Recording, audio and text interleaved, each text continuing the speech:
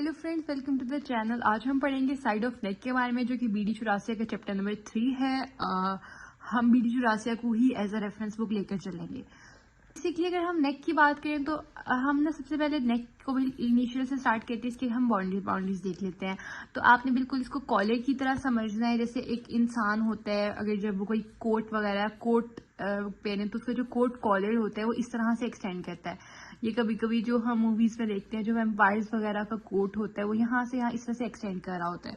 तो अगर हम बात करें सुपीरियरली, तो सुपीरियर ऑब्वियसली आपके पास एंगल ऑफ द मैंडिबल आ रहा है, ये angle of mandible of mastoid process आ रहा है।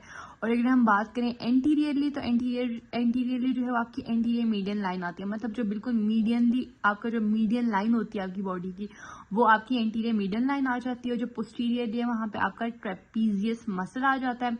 और इंफीरियरली जो है वो आपके यहाँ पे स्टर्नम जो है वो स्टर्नम जो है वो यहाँ पे एक्सटेंड कर रही होती है। तो ये आपकी बाउंड्रीज ऑफ द नेक है। उसके बाद अगर हम बात करें कि स्टर्नोक्लीडोमेस्टोइड मसल की, तो स्टर्नोक्लीडोमेस्टोइड जो मसल है वो आपका नेक का ही मसल है। वो डिवाइड करते हैं आपके नेक को दो रीजन में, जो कि आपको एंटीरियर एंड पोस्टीरियर ट्रायंगल्स की हम बात करेंगे आगे फर्दर वीडियोस में। तो अगर हम सबसे पहले बात करें nerve supply of the neck के बारे में, it's very important. This is one is a cutaneous nerve supply of the neck.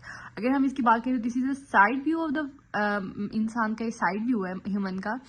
तो जो क्यूटेनियस नर्व सप्लाई ना, आप लोगों ने ये बात याद रखनी है कि वो आपके सर्वाइकल प्लेक्सिस से आते हैं। तो अगर हम ये बात करें कि जो नर्व्स इसमें इन्वॉल्व होती हैं वो सर्वाइकल प्लेक्सिस की ही होती हैं, जिसमें C1, C2, C3, C4 involve होती हैं।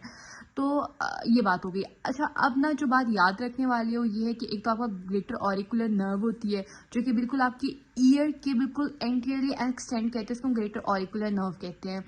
और जो ग्रेटर ऑरिकुलर नर्व है उसकी जो रूट वैल्यू याद करना बहुत इंपॉर्टेंट है। इसकी C2 and C3। The next one is just little posterior to your ear. तो इसको हमने कह दिया लेसर ऑक्सीपिटल। लेसर ऑक्सीपिटल की जो आपकी रूट वैल्यू है वो होती है C2। और उसके बाद अगर हम बात करें यहाँ पे, तो ये आपकी आ जाती है ट्रांसवर्स सर्वाइकल नर्व। और ट्रांसवर्स सर्वाइकल नर्व जो है वो लेटरल, इंटरमीडिएट और मीडियल में डिवाइड होती है। ये आपकी जो है मीडियल है, ये इंटरमीडिएट और ये लेटरल है। इसकी रूट वैल्यू जो है वो C2, C3 है। और जो ग्रेटर ऑरिकुलर नर्व है इसकी भी रूट वैल्यू C2, C3 है।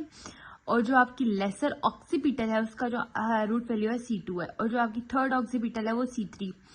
ठीक है, C4 और C5 जो है वो ब्रांचेस दे रही होती हैं बिल्कुल यहाँ इस साइड पर। एक बात जो ध्यान में रखनी है वो ये रखनी है कि जो C1 आपकी नर्व होती है वो कोई क्यूटेनियस इनर्वेशन जो है वो नहीं देती। ठीक है, ये बात हो गई। इसमें एक और एंटीरियर क्यूटेनियस नर्व है जो यहाँ पे दिखाई नहीं गई, बट एक्चुअली में वो भी एग्जिस्ट करती है।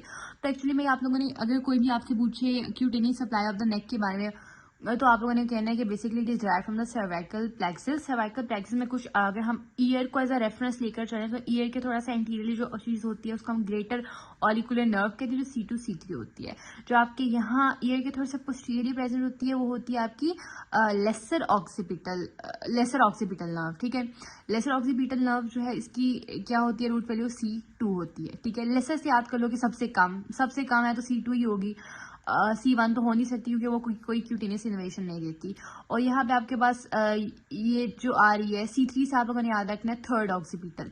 और C4, C5 यहाँ पे आ गई, मतलब C2, C3, C4, C5। ठीक है, C2 का क्या नाम था, लेसर ऑक्सीपिटल। C3 का था थर्ड ऑक्सीपिटल।